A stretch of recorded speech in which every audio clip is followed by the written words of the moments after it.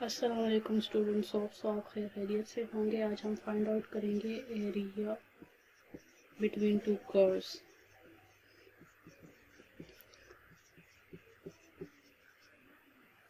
वैसे तो जब हम किसी भी फंक्शन की इंटीग्रेशन करते होते थे F of X D X, तो वो हमें एक कर्व के नीचे उसका एरिया दे देता होता था। जैसे यहाँ से यहाँ तक अगर हम कर रहे हैं, ये कर्व है, तो इसके नीचे का एरिया हमें इसको इंटीग्रेट करके, इस कर्व को इंटीग्रेट करके मिल जाता होता था। लेकिन अब हम एक के बजाय दो कर्व्स के अंडर एरिया फाइंड आउट करेंगे।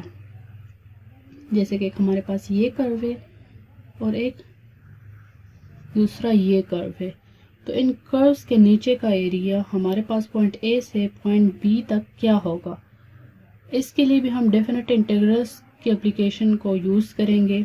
जैसे कि अगर हमारे पास ये फंक्शन है एफ ऑफ एक्स और हम एक दूसरा फंक्शन इसको सपोज कर लेते हैं जी ऑफ एक्स, तो एफ ऑफ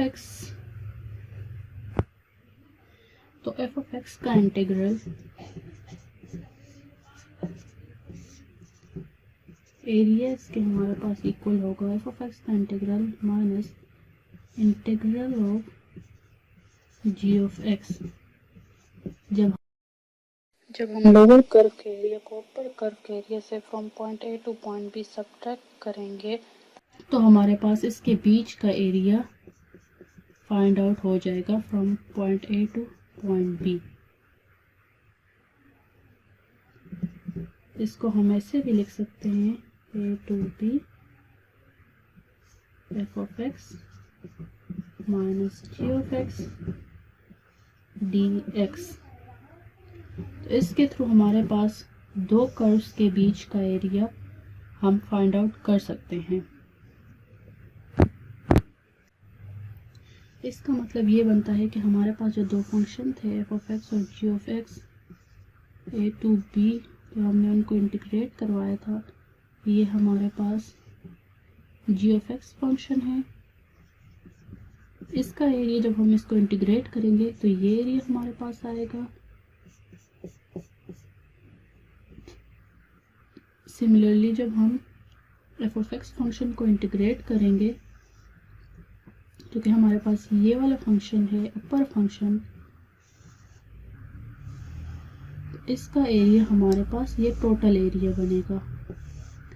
ये टोटल एरिया हमारे पास एफ ऑफ एक्स का होगा। तो f of x minus ji of x का मतलब है कि हमने इस एरिया को सब्ट्रैक्ट करना है, तो तब हमारे पास ये वाला एरिया हमें मिलेगा।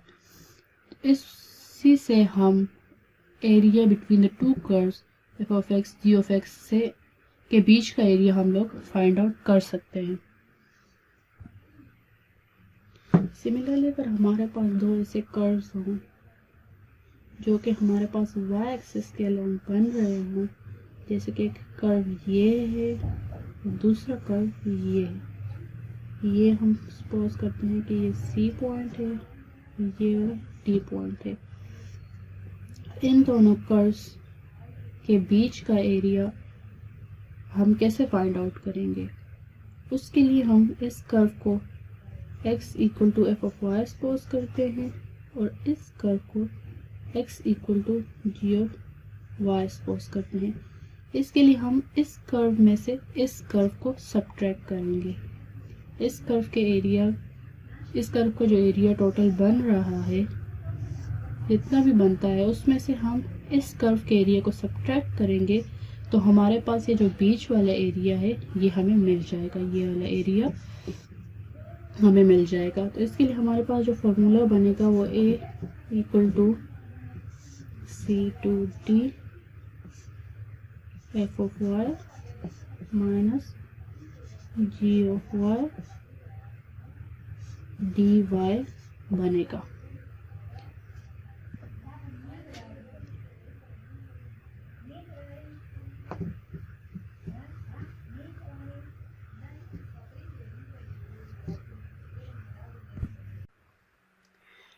अब हम एक एग्जांपल को सॉल्व करेंगे जिसमें हमारे पास दो कर्व्स गिवन है, y equal to x square and y equal to square root of X.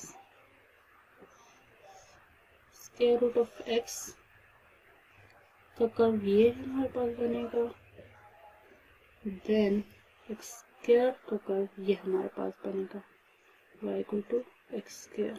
और ये जो है पॉइंट ऑफ इंटरसेक्शन इनका 1 1 है, ये 1,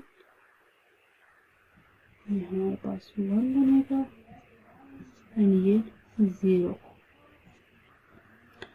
अब जैसे कि हम जानते हैं कि हमारे पास इनका फॉर्मूला है lower bound upper bound f of x minus g of x d of x। अब हम इस फॉर्मूले के थ्रू इनको सॉल्व करेंगे। अब f ऑफ x हमारे पास, इस f ऑफ x की वैल्यू ये है, g ऑफ x की वैल्यू ये है और लोअर बाउंड और अपर बाउंड ये, तो इन सब को इस फॉर्मूले में पुट करेंगे। 0 to 1 square root of x minus g of x की value x square to the d of x।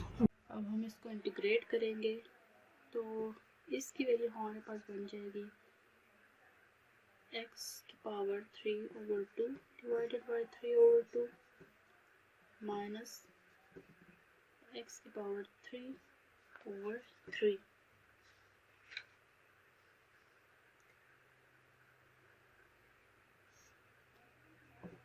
0 to 1। इसके बाद हम इसमें वैल्यूज पुट करेंगे, सॉल्व करेंगे तो हमारे पास इसकी वैल्यू 1/3 इसका फाइनल आंसर आ जाएगा। इसका एरिया, ये हमारे पास एरिया इस कर्व के बीच, इन दोनों कर्व्स के बीच का एरिया 1/3 हमारे पास आ जाएगा। तो स्टूडेंट्स, ये था आज का हमारा लेक्चर। होप सो आपको समझ आ गई होगी कि हम दो कर्व्स के बीच में कैसे एरिया फाइंड आउट करते हैं। आज के लिए बस इतना ही था। चैनल को लाइक और सब्सक्राइब करना मत भूलिए। अल्लाह हाफिज़।